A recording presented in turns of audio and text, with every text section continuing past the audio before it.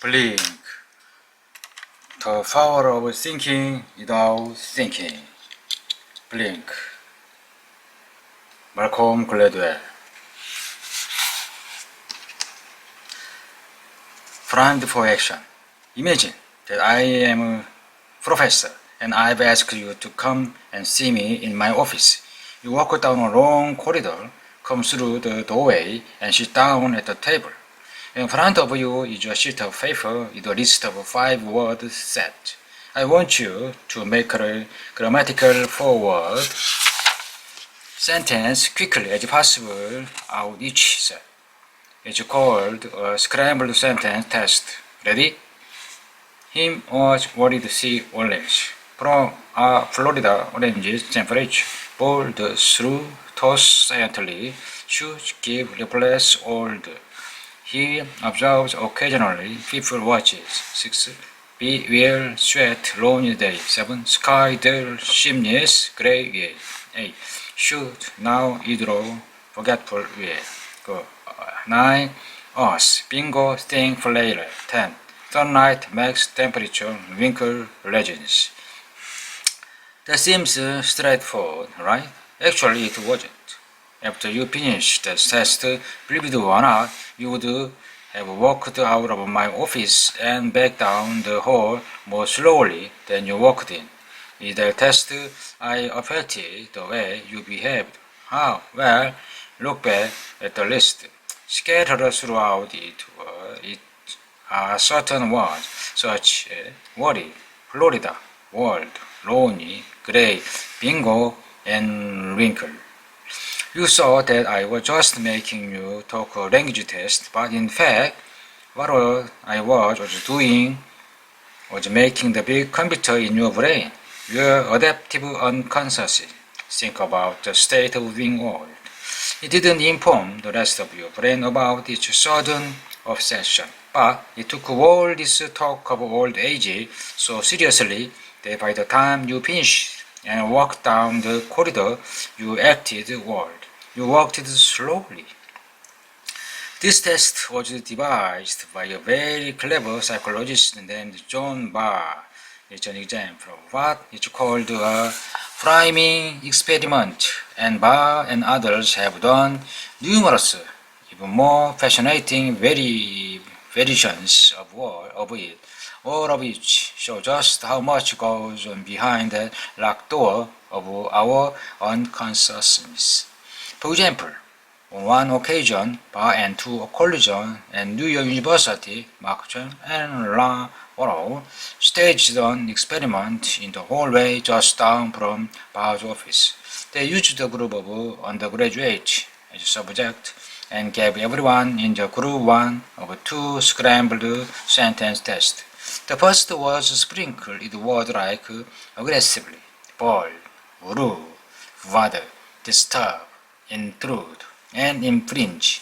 The second one, and sprinkled with words like respect, considerate, appreciate, patiently, yield, polite, and courteous. In neither case were there so many similar words that the student picked up on what was going on. Once you become conscious of being primed, of course, the priming doesn't work. After doing the test, which takes only about 5 minutes, the students were encouraged to walk down the hall and talk to the person running the experiment in order to get their next assignment. Whenever students arrived at the office, however, Barr made sure that the experimenter was busy locked in conversation with someone else.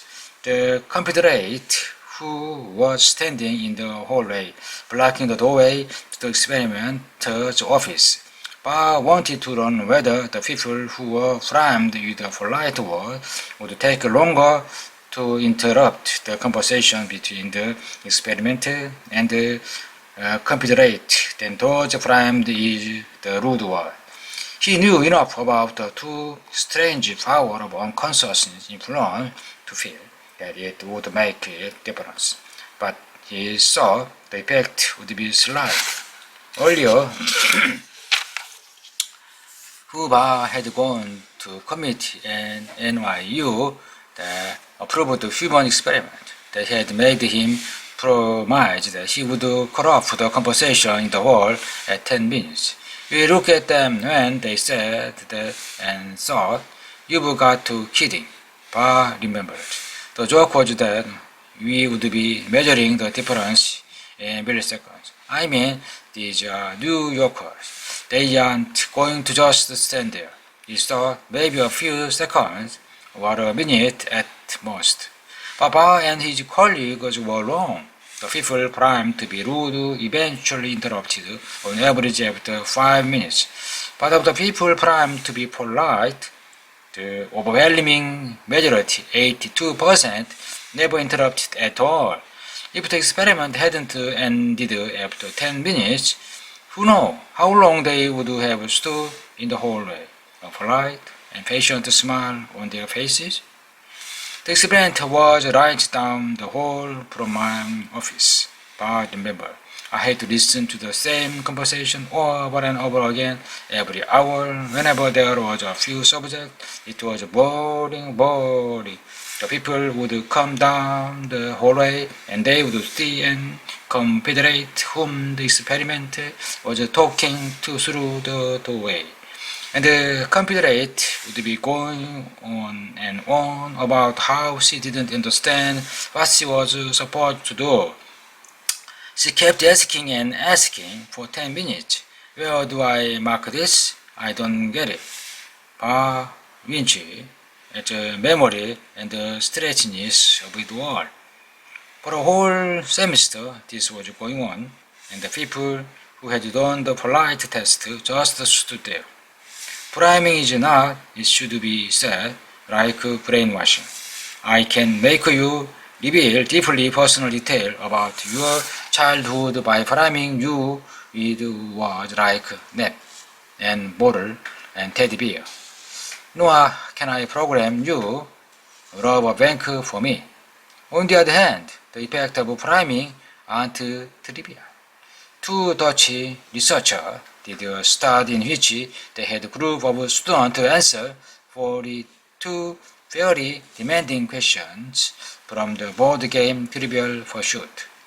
Half were asked to talk 5 minutes beforehand to think about what it would mean to be professor and write down everything that came to mind. Those students got 55.6% of the question right. The other half of the students were asked to first sit and think about the soccer hooligans.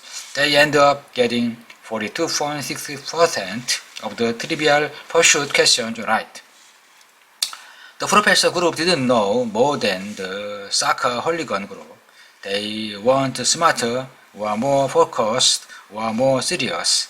They were simply in a smart frame of mind and clearly associating themselves with the idea of something smart, like a professor, made it a lot easier in the stressful instant after a trivia question was asked to blurt out the right answer. The difference between 55.6 and 42.6%, it should be pointed out, is enormous. That can be the difference between passing and failing. The psychologists Claude Steele and Joshua Anson created even more extreme version of this test using black college students and 20 questions taken from the graduate record examination. The standardized test used for entry into graduate school. When the students were asked to identify their race on a pretest questionnaire, the simple act was sufficient to prime them with all negative stereotypes associated with African or Americans and academic achievement, and the number of items they got right was cut in half as a society. You place enormous faith in tests because you think that they are a reliable indicator of the test taker's ability and knowledge. But are they really? If white students from a prestigious private high school get a higher SAT score than a black student from an inner city school? Is it because she's truly a better student, or is it because to be white and to attend a prestigious high school is to be